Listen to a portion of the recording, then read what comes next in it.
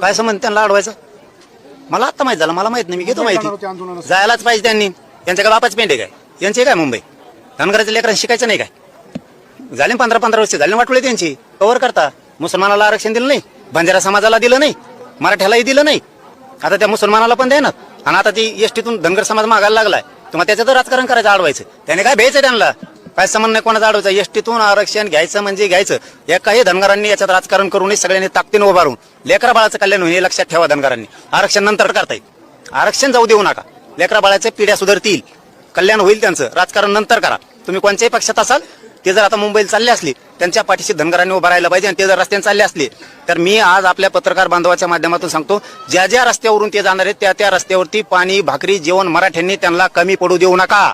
सगळे तुटून पडा, सगळ्यांनी त्यांना जीव खाऊ घाला, त्यांना पाणी द्या, रस्त्यात कुठं अडचण येणार नाहीत. ज्या रस्त्यावर जातील त्या रस्त्यावरती मराठ्यांनी काम करावं. मी विधानसभेपासून